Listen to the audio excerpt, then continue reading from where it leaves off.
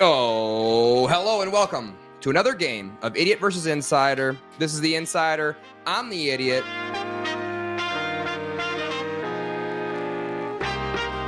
Sure about that? I am sure about that. We are about to preview the Week 12 NFL gambling slate coming up. If this is your first time joining us, how this works every single week, James presents us with a slate of games to bet on. I have to force bet on those games. I can take the over or either side of the game against the spread. It's a force bet either way. And so far, with those stipulations, I am absolutely dominating you. Yeah. Including a 5-2 week last week, book ended by 2 losses. Yeah. Lost Thursday night, per usual. Hey, who won Thursday night, though? You did. Yeah. Gotten off the schneid. I think you were 0-7 run on Thursday night, so congratulations to you getting that big dub off of your chest. Huge. It always helps when we go opposite sides of a Thursday night game. That does make it a little. Spoiler alert, we do have Thursday night. I got some more thoughts on that. We'll get to it in a little bit. Like I said, I was 5-2 against the spread last week, which brings my season total against the sports books to 8-3 in winning weeks. 8 winning weeks, 3 losing weeks, and that off the top of my head includes a 7-0 week, a 6-1 week, and I think 2 5-2 weeks. So you do the math. I'm hitting at a pretty alarming rate. So hop on board. Basically, you're caddy at this point. If you are so inclined. I just give you the games and then you pick them right. You're right. And I was talking to Natalie about that. Is like for forced bets, you're really not supposed to hit at like a 65-70% rate. So I think there is something to you just being like, hey, these are the small slate of games that you have to pick. Go and find the winner in this game. And there must be something to it because it is working. It is working, James. You get analysis paralysis if you don't have a small slate. Yeah. You also were on a 8-game losing streak to me in our matchups. Yes. You broke it in week 10. I'm right back up on top in week 11. So we can still tie it. We can still tie. You got to go on quite the run here to end the regular season. I'm cheering for you. Jordan-esque. I don't think it's going to work out for you too well, though. I disagree. We do have bad news, of course. Our lock of the week on an 0-2 streak. Oh my God, that's bad. Wow. So we got to get on top of that. Hopefully lost. Nobody's betting extra on those. Yeah. Well, we lost Monday night. Probably one of our worst recommendations. Definitely our worst lock of the week so far, as we've got some construction going on, of course, here in our South Dallas office. You might be able to hear that. We picked the Cowboys. That's actually the noise of our locks going down and back. We picked the Cowboys to win, or not to win, but to cover over the Texans 7.5. Didn't work out, obviously. But I think if I was coaching, we would have covered because we were streaming this. And on that stream, I was like, hey, don't accept that penalty to take 3 points off the board. Yeah. So that's a 3-point swing. Yep. And then it was early in the fourth quarter, 12.5 minutes left. They run the ball. They were running the ball successfully in the second half, and they just totally got away with it, even though there was plenty of time. Down 10. Yeah. So down 2 scores. You score on that drive. Even a field goal, you're still keeping it. So it's not like desperation mode. They get a 9-yard run on 1st and 10 with Rico Dowdle. What do? I'm like, please just give it to Dowdle again. What do? Drop back pass, double sack, double fumble, scoop and score touchdown in the opposite direction, and your hope for the Cowboys covering 7.5 at that point in the fourth quarter gone. Weren't going to do it. So if I was coaching, it fell faster than the roof. Yeah, if I was coaching, that's a 10-point swing, by the way. Yeah, at least a 10-point swing, even if they don't score on that drive that they fumbled on. We cover, we win. But guess what? I wasn't coaching. Mike McCarthy was. So well, not for long. We apologize. Bill Belichick will get in there and start covering some spreads. Sure, recommending. I heard Jags. I don't know about that. We'll see. He probably likes Trevor Lawrence, though. I love the Deion Sanders one. That's my favorite. If Deion Sanders comes to Dallas, they're literally going to be the biggest shit show. That shit ain't going to work. Yeah, I agree. That's just going to be ego versus ego versus ego. That's not going to fly in the NFL. We are still 6-4 on locks of the week. So it's getting a little tight. Two games up. We'll win this week, and then it won't be tight. We'll win this week. I love that slate. I love the slate that you have selected for us. So looking back, week 10, recapping our week, I did have a lot of bad field goal luck in week 10 that made me lose a lot of matchups. Not the case in this week. Justin Sucker, as I'm calling him, missed a lot of field goals in a game that we were going up against each other in the Pittsburgh Steelers and the Ravens. I told you you're a big dumb idiot. If he had made those kicks, he would have won. Yeah, but the Steelers still would have covered.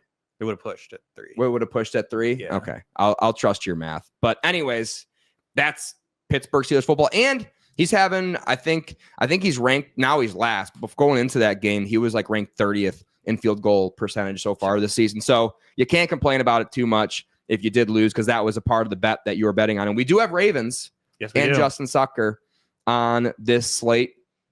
So you love that. You did win, like you said, Thursday night. Maybe your first winning recommendation. We're not sure. I don't remember the first 3 weeks, but I know we were on a pretty bad go at it after that. So maybe we won Thursday night somewhere in there. I just picked one for your dad. Yeah, you break our schneid. So thank you for that. It was your dad's fault. Yeah, it was our dad's fault. Eagles offense did their part for me. I had the over in the Commanders game. The Commanders defense and offense did not. So that didn't help me out. Tua did exactly what I expected, covering the over, and the Raiders defense did exactly what I expected, covering the over. Jonnu Smith's second touchdown in the fourth quarter is what pushed that game over in a drive that the Dolphins didn't really need to score in. No. You had Raiders at +7 in that game, and Vikings cover for me, even after giving up a 98-yard touchdown pass early in the game. Anthony Richardson and the Colts, for both of us, covers on a game-winning drive that was... I just need to get back to the underdog money lines. Sensational. Even after Anthony Richardson gave up a bad fumble in his own red zone in, I think, like the first or second quarter. It was in the first half. He was trying to ruin it. Fought back for us, so shout out to Anthony Richardson. And then, of course, Harbaugh and the Chargers pull out the win for me on Sunday night after the Burrow comeback. So I was 5-1 going into Monday night, feeling pretty good about myself. You felt really confident on that first half of that live stream. I sure did. I was counting my money. You were talking a lot smack to Ryan Perry and crew. I was trying to, and they got quiet. They got a little tight, there. When they got loose. But enough recap, James. Let's get into this slate. Any thoughts on any of those games? I mean, I'm not upset with what I picked. We both got Colts.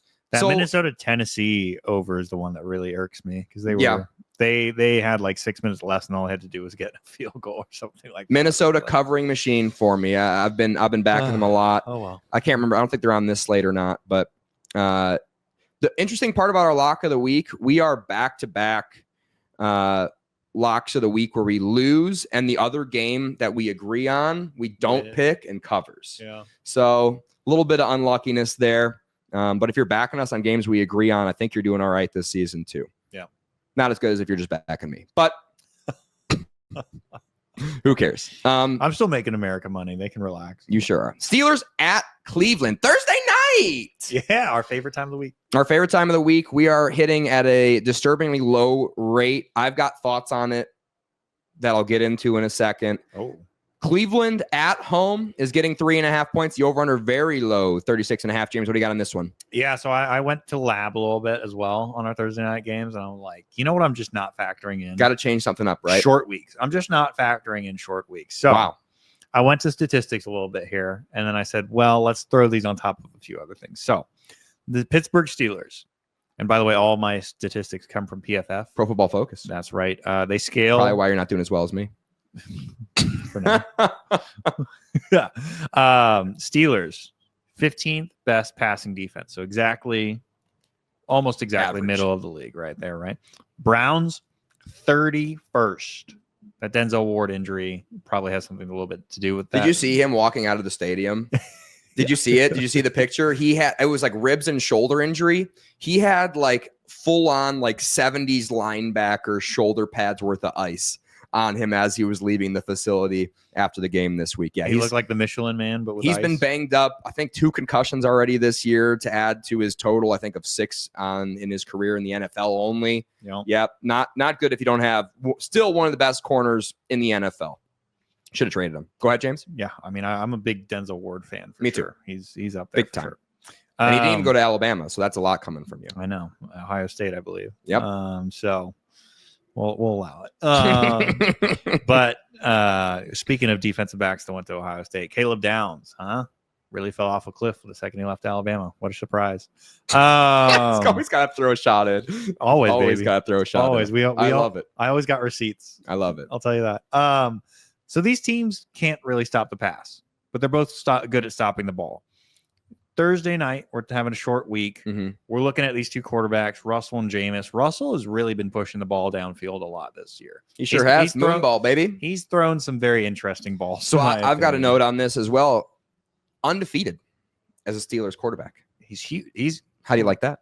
I like that a lot because I think we got Russell Wilson who's going to be throwing for touchdowns. Jameis Winston, he's just going to be throwing it, period. At somebody. That might mean pick sixes. That might mean TDs. Either way, short week, not going to change a lot. I think over 36.5 is the pick for this week. Okay. I don't mind it, James. Like you said, a lot of pick 6 ability, a lot of in your own zone interception ability out of Jameis Winston, and a lot of moon balls coming out of Russell Wilson. The only thing that got me out of it, AFC North matchup, low scoring games, and I think it's entirely possible that the Steelers just shut out the Browns in this one. Wow. So going back to last week, had a losing week. It was my first losing week in like 6 weeks. Yeah. So I did like an audit, right? Back to the lab. Yeah. I went into the audit of like what happened in each of those games. A lot of unluckiness with like field goals. I'm like, hey, stick to what's working. Yeah. Okay. And then as I'm looking at these games on Thursday night that we've been hitting at such a poor rate, I'm thinking to myself, being a pouty little bitch, just like some, who was CeeDee Lamb on Monday night, just being a pouty little bitch about it. Like, oh, James making me pick another Thursday night. And I'm like, Jamie, you suck on Thursday night and you approach it the same way like you approach the Sunday and Monday games every single week. Change it up, change something, learn from your mistakes, and start to handicap these Thursday night games differently. Because obviously, the way I look at the statistics doesn't really matter for these games. Yeah. Okay. So what I'm thinking to myself is let's go off a little bit more vibes of the teams. Oh, so motivational vibes, I would say, okay. And just kind of how they're trending and where they are inside the locker room that we're going to get a look into, I think, next week on Hard Knocks. Netflix? Both of these teams. Hard Knocks. AFC North. Yeah. I can't wait for that. So like I said, Russell Wilson, undefeated as a Steelers quarterback, so you got to like that. This is, of course, in Cleveland. I've been to a Cleveland Steeler football game. I believe 2 years ago it was on Halloween night. Good times. Wow. By the way, lots of Steelers fans. Stadium not nearly as loud as it was, for example, when I went this year to see them play the Giants. Okay. So it's not going to be a massive home field advantage. There's going to be a lot of Pittsburgh Steelers fans there, especially with a lot of Cleveland Browns fans probably selling their tickets after what they've seen from the team at home in the first few weeks of the season. So Browns get beat up by the Saints. Yep. It was a close game until the end. The score wouldn't really indicate that, but it was close game, hardly fought game. Steelers had a tough game with the Ravens. Physical game, but I think the Steelers, after watching it, got kind of the best of it. So I think we're going to get a fresher team and a more motivated team out of the Steelers versus the Cleveland Browns. Because on Thursday night, short rest, it's really easy to be a pouty little bitch about it, like I've been on Thursday night, and be like, I don't really feel like getting up for this game. I'm on the Browns. I'm playing for my job. I get it. It's prime time, but just like getting to that 110% level of effort, you're not going to get out of the Browns. You're going to get out of these Steelers who are still fighting for the division, to fighting for the conference. After the Chiefs lost, they're well within the mix of getting the 1 seed. And you got Mike Tomlin going through home. God forbid you got Mike Tomlin, but going through home, those games are going to be pretty disgusting in the playoffs if they do win that 1 seed. So kind of rooting against it. On that note, injury wise, the Browns super banged up all of their best players. They lose their left tackle. Myles Garrett has got a hip injury. He's not practicing. Joel Bitonio's banged up per usual. Just retire, Joel. I'm sorry it didn't work out for you this year. Wow. Get a gold jacket ready for that guy. That guy is unbelievable, but doesn't deserve what he's getting. Elijah Moore, Greg Newsome, David Njoku, like you said, Denzel Ward, Jed Wills on the opposite side of the O-line, also banged up for the Cleveland Browns. Steelers got a pretty good defensive line from what I remember off the top of my head. They do pretty okay. Got some pretty good guys on that side of football. Oh, he's not. Yeah, he's not on the injury list. He's not on the injury report. No, he's not. He's playing. Hayward is, but it's a G day. It's a veteran Okay. no injury rest day going into Thursday night. Gotcha.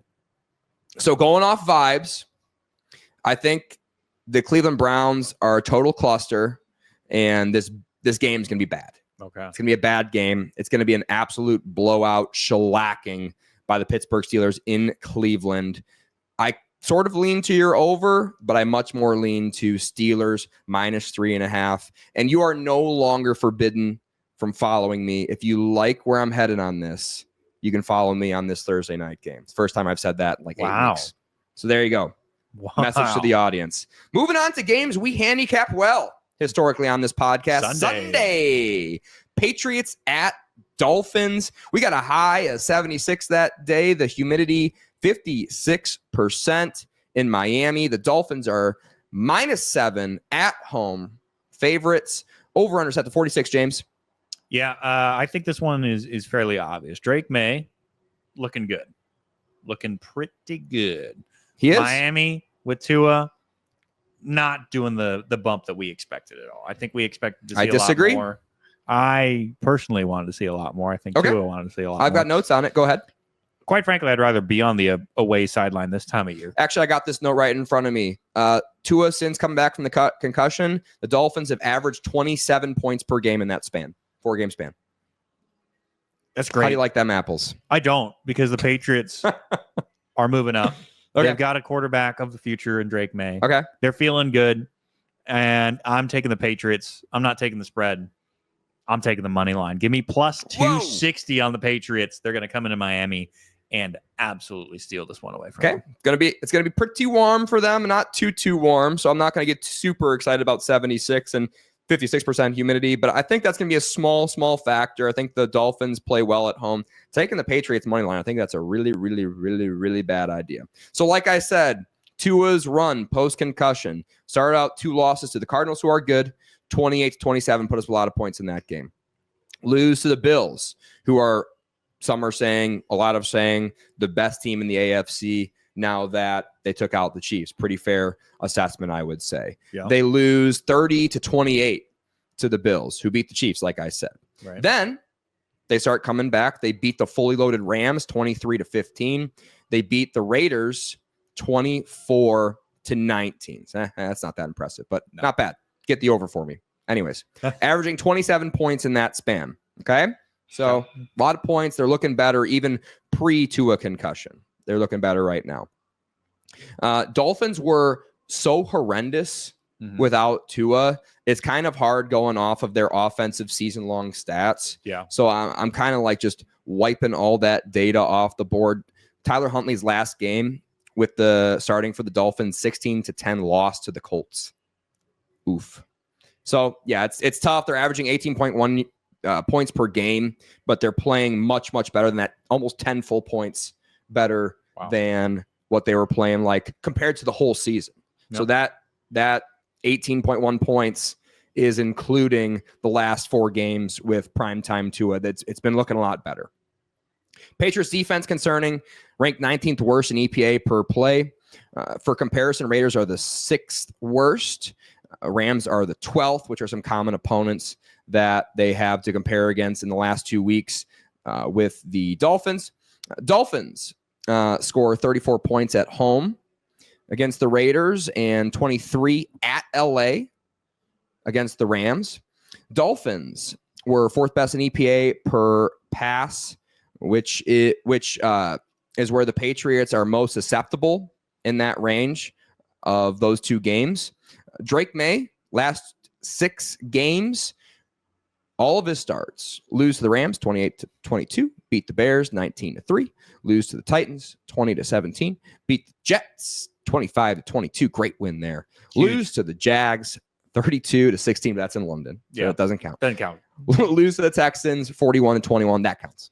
I'm going to count that one. Okay. Fine. Common opponent is the Rams, okay? Dolphins beat the Rams at LA by 8. New England loses 28-22 to the Rams at New England. Okay. That's a big delta.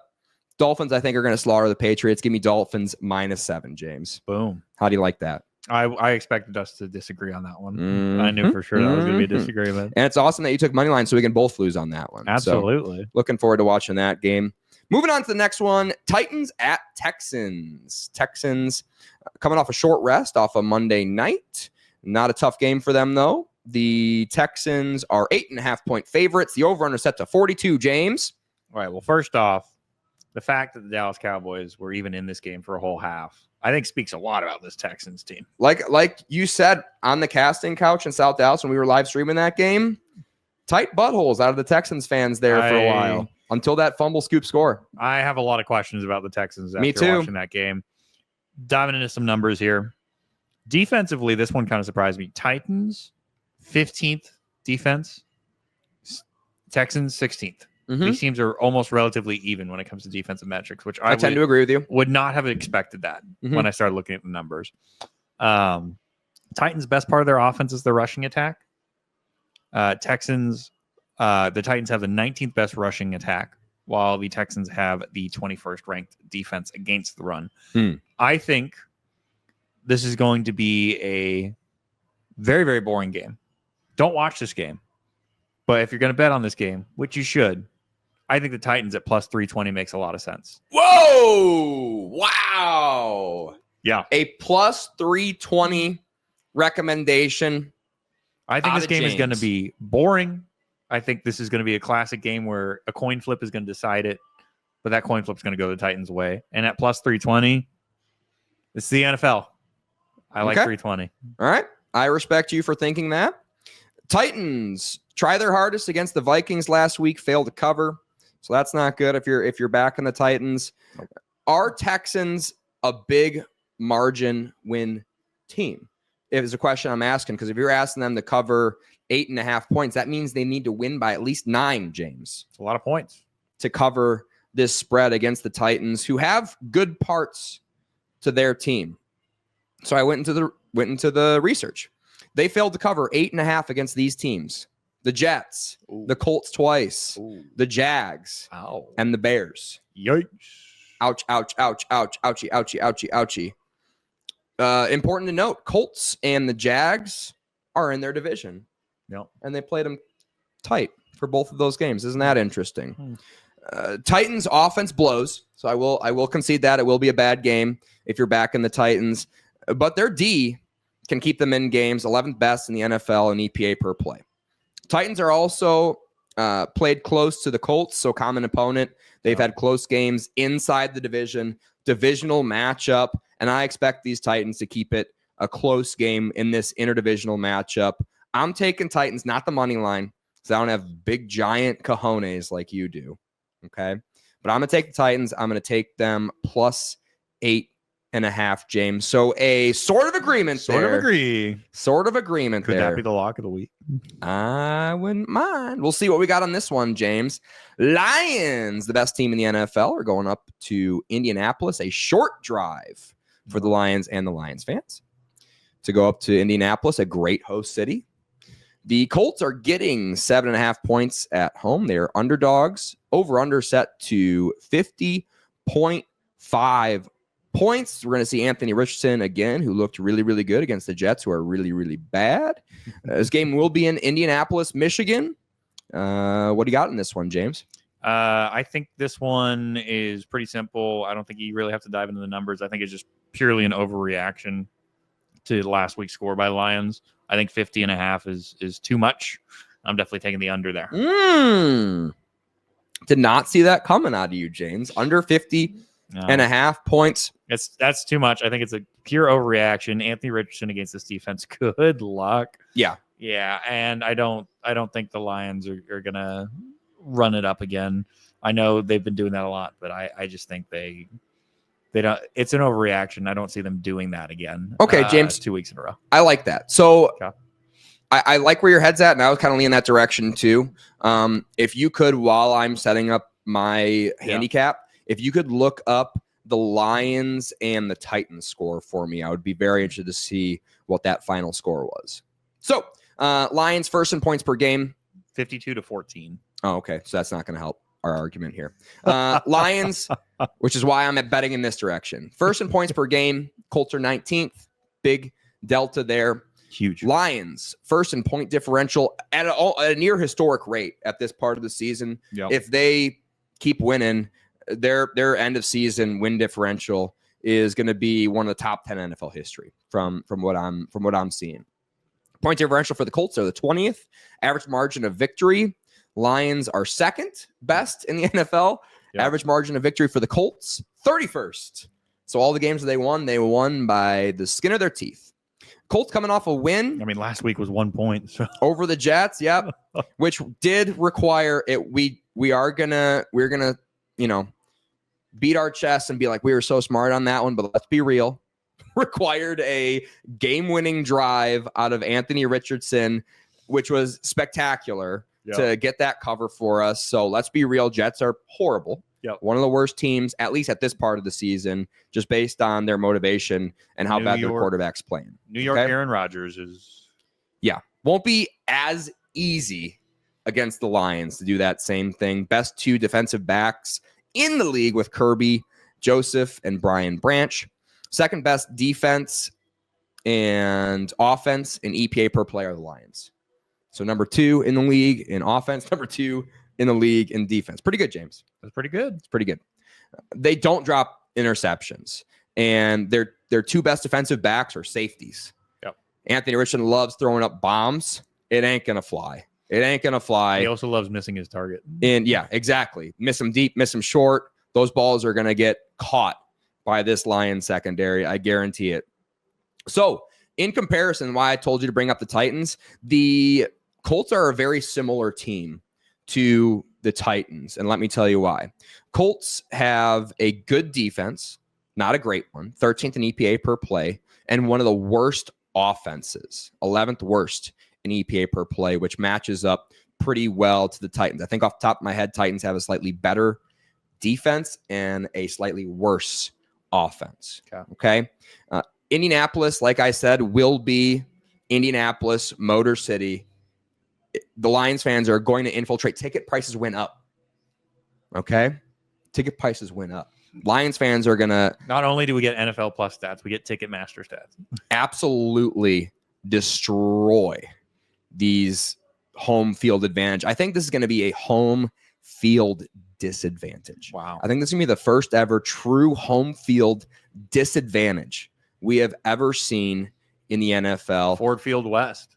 Lions win by margin against mid to below average to shitty teams. Mm-hmm. And I expect them to do the same here. They've done it on the road already this season. Jared Goff looked all the way back. Didn't even matter.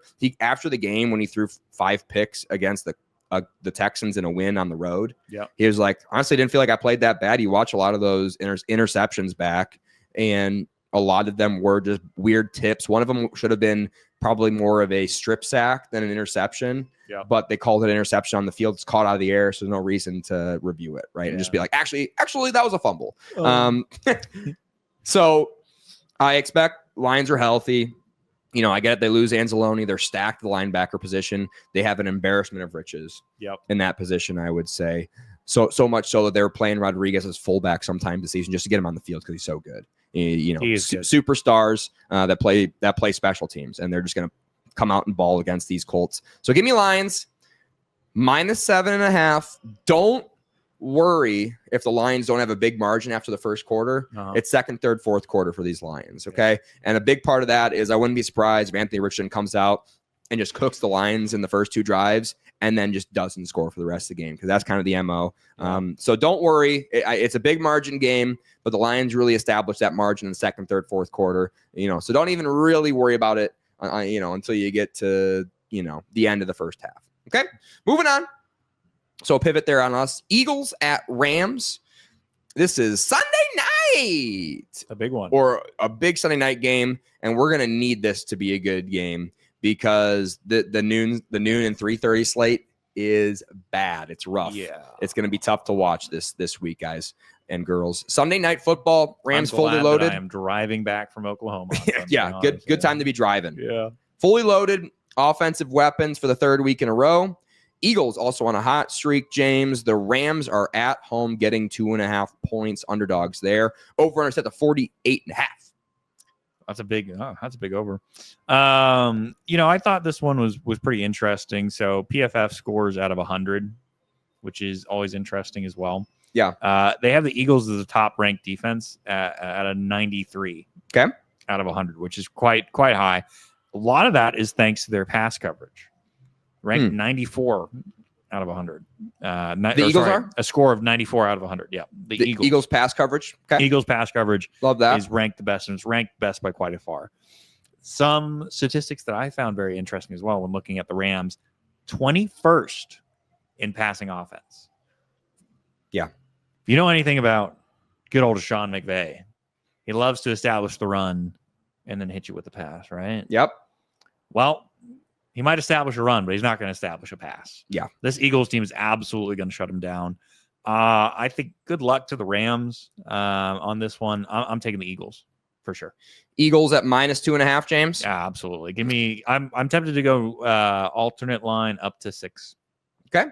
That is my opinion on this game. Is it's going to be a snooze fest by halftime, and the Eagles are just going to cruise right on through. So you're looking at a lifelong Lions fan here. What? A Stafford truther. Oh no! Right here is who you're looking at. Okay. Not out there. Not Sorry. outside in front of my Okay. office here. Sorry. Lifelong Lions fan. So I'm seeing Matty Stafford at home, Yep. fully loaded offense, getting points. I'm like, oh, this is going to be easy. I'm going to bet on the Rams. Let me just absolutely plow into the data and make an argument for why you should be betting on the Rams in this game. It was my mindset going into my research is to prove my preconceived notion of why we're going to bet on Matt Stafford getting points at home. Yep. Correct.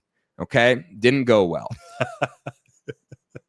Rams are great at getting pressure. So you're like, okay, the first thing you do whenever you are handicapping a Rams game, they don't do a lot well on defense. They get pressure on the quarterback. So you look at how does that quarterback do on the opposite side of things under pressure. Jalen Hurts doesn't struggle. He's about average in EPA per pass, and that's not even counting his scrambling ability when he is under pressure. So that's a good news if you're betting on the Eagles here. James, what do you have to do to win football games? You got to run the ball and stop the dang run.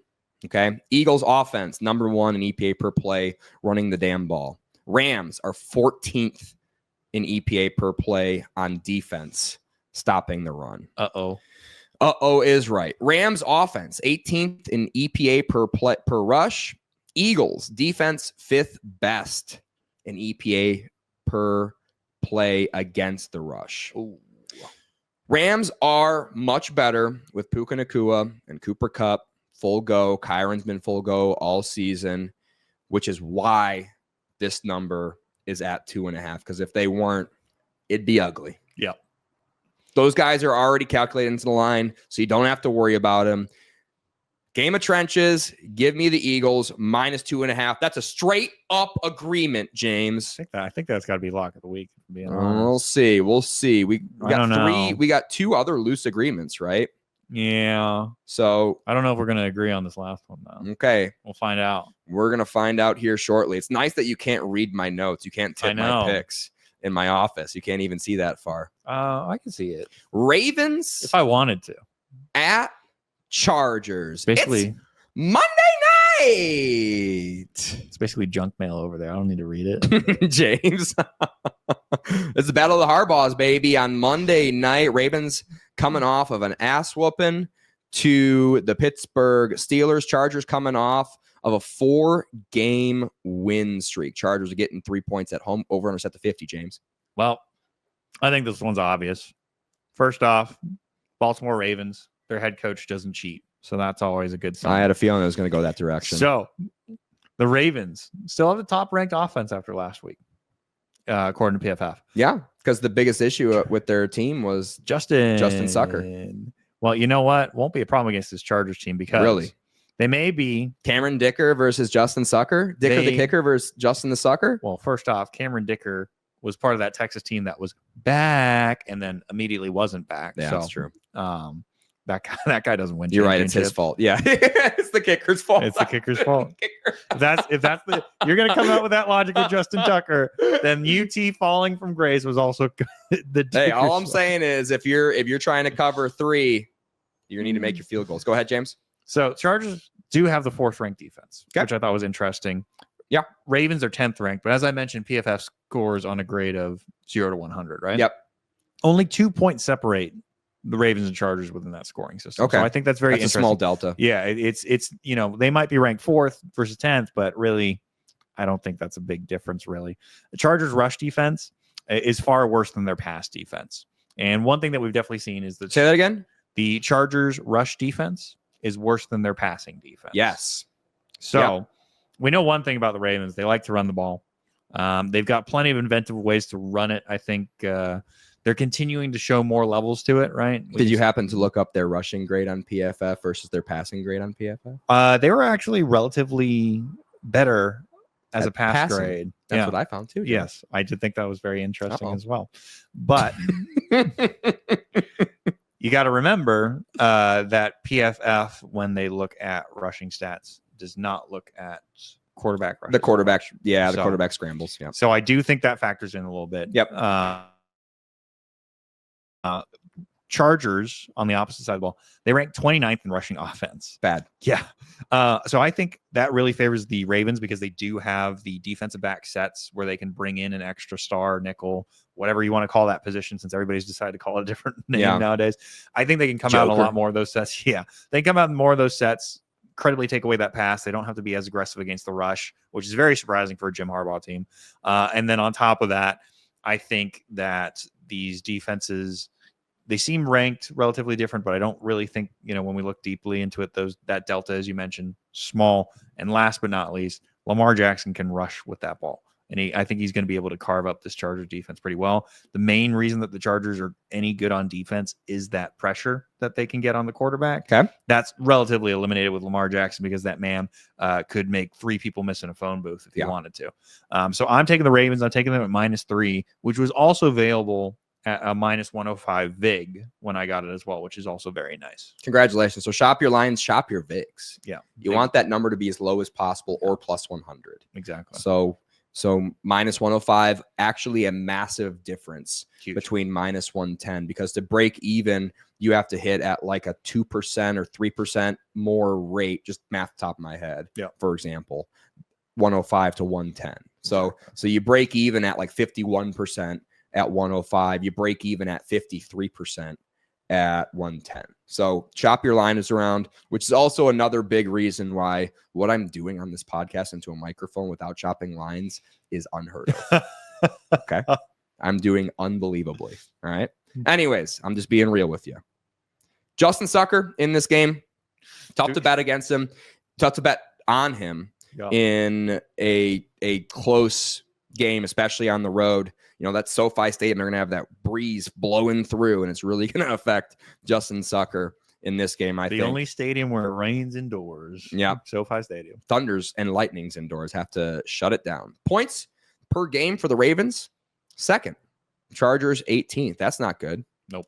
Seems like the way this math is looking is the Ravens are 4.5 on a neutral site, 5-point better team than the Chargers. And points per game would indicate that until you look at point differential. Ravens are 8th. Chargers are 4th best team in the NFL in point differential. Wow. Penalty. Ravens, worst. Most penalized team in the NFL. Chargers, 4th best. So who's better Harbaugh? You tell me. I don't know. Probably maybe the one who doesn't steal people's signals. Maybe the cheater. Maybe he's cheating, paying off the refs. Anyways, I'm betting on him. Do you think they're going to unplug the lights at halftime in this game? Spoiler alert. If it takes that, they'll do it, James. Turnover differential. Ravens 12th, Chargers 5th best in Yeah. turnover differential this season. Obviously, there's a little bit of luck involved with that, but once you're getting to week 12, that big of a sample size, there's something to those turnover and penalty statistics that we were kind of fading in the first 6-7 weeks of the season. Yep.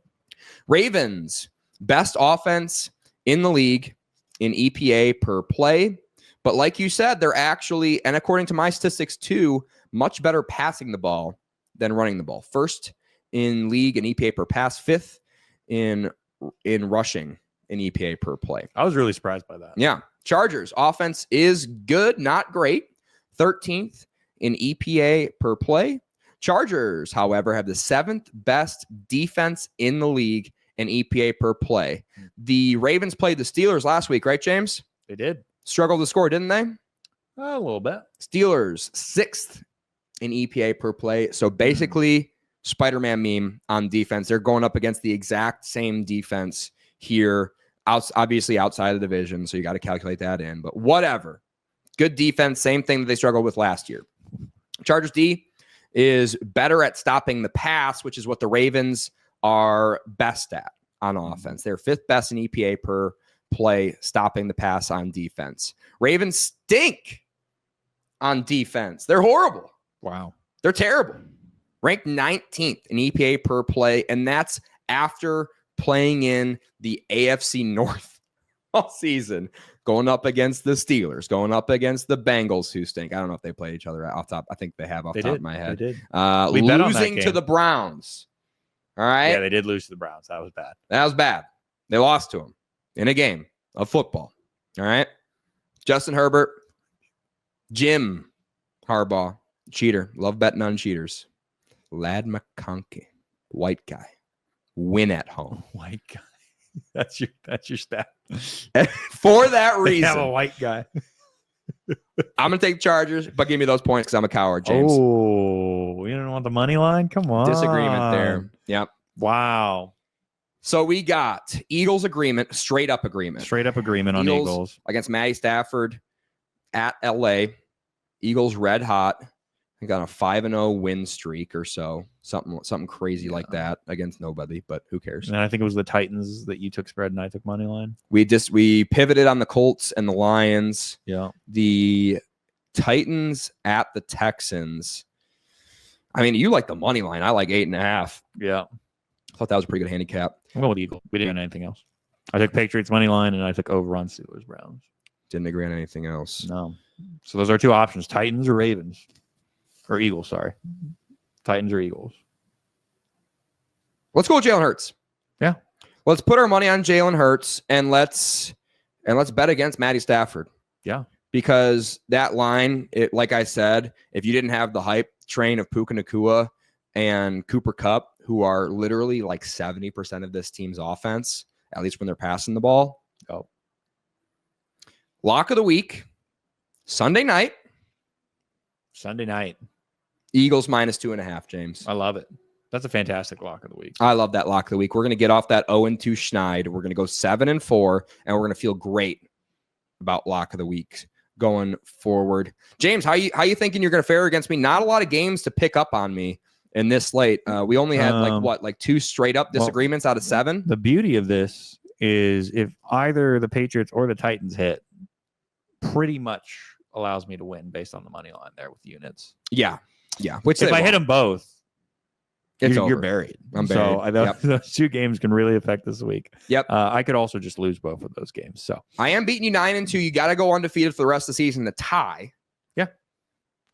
So then we'll have to go Unlike- to units, total units. I'm like the Premier League, baby. I'm going for ties. Sweet. I love it. I think I'm going to keep my streak alive against the sports books as well. Yeah. 8-3 this year in winning weeks against the sports books. 9-3 would look pretty sweet. Jamie's bookie has retired. Yeah. If you are, at least he's not answering my phone calls anymore. If you are new to the channel, please subscribe. Tune in for us for the rest of the channel. We did a preseason, which we're going to start kind of covering as we go here. Once the over/under start to cash, looking pretty good. Yeah. In the preseason, we did great in the draft as well.